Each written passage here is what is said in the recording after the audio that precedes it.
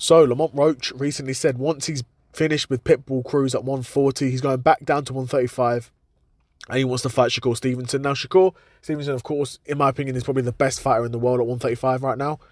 So it would make sense for Lamont Roach to want to fight him. And also, since this fight against Pitbull Cruz for Lamont Roach is at 140. Now,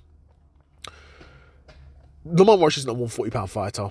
Pitbull is-ish. He's more, my opinion, Pitbull should be a 135er. Because I think he's quite short, he's quite stocky. I think he should be 135er, sorry. But I understand that 140 is a far less stacked division. And again, you can see, a guy like Pitbull Cruz, he's already fighting for an interim title against Lamont Roach, right? And to be fair, he probably could reach the same level at lightweight because he is a big puncher. But yeah, I do think Lamont Roach, it will be far too good of a boxer for Pitbull Cruz.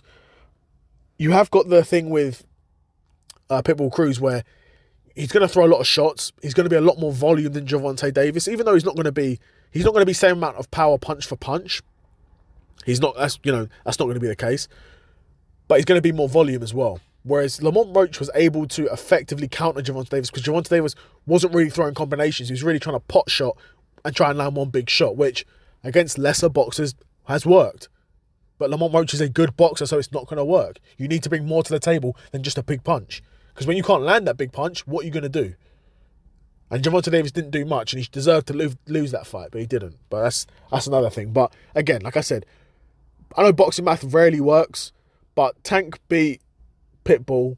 Roach should have beat Tank. So boxing math suggests that, Lamont Roach is going to beat Pitbull Cruz. But even though I think that's going to happen, do I think Lamont Roach can go back down to 135 and then beat Shakur Stevenson? I don't. Because as good as Lamont Roach is, and I think Lamont Roach is very good. I think he's very good and has more chance of becoming a world champion at 140 than he does at 135. Purely because of the talent at 135. I could see him picking up a title at 140 out of Richardson Hitchens, Keyshawn Davis, and maybe Lamont Roach. Right? Whereas a light heavyweight, if Shakur unifies, and then if Andy Cruz fights for the IBF world title, he's not beating either of those guys. He's not beating Shakur Stevenson, and he's not beating Andy Cruz. So there's no real route for him to win a world title at 135. Except now at 140, if he beats Pitbull Cruz for the interim belt, he could be fighting next fight for the WBC 140 belt. I don't know who holds that off the top of my head. I want to say Richardson Hitchens, but I could be wrong. It might even be vacant. I don't know. Right. That being said, Lamont Roach definitely has a chance against Shakur. Definitely has a chance against Shakur. He's a good enough boxer to, like I said, cause Shakur problems because he's southpaw. He's a high-level boxer as well. He's high IQ. Shakur is probably the highest IQ of this current generation, in my opinion. Especially at these weight classes. But still, like I said, Lamont Roach has got his paths to victory. They're few and far between, in my opinion. But if Lamont Roach is saying that, he feels differently. Do you know what I mean? Ultimately, that's what it comes down to. He feels differently. He feels that there's probably paths to victory for him there. And if he was to fight Shakur, he'd take those paths and he'd beat him. I don't know what they'd be. I don't know what that looks like. You know what I mean? I don't know all that. But I can't give you those answers.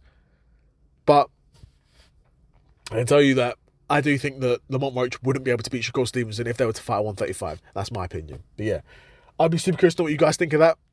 Do you think Lamont Roach could go down to 135 and beat Shakur? And also, do you think even if he went down to 135, do you think you could see him beating even an Andy Cruz and maybe winning a world title that way? Or do you think his best path to winning a world title is staying at 140? I'd be curious to know what you guys think in the comments below. And yeah, another episode of the Seth Solo Side Quest in the bag, and I'm out. Peace.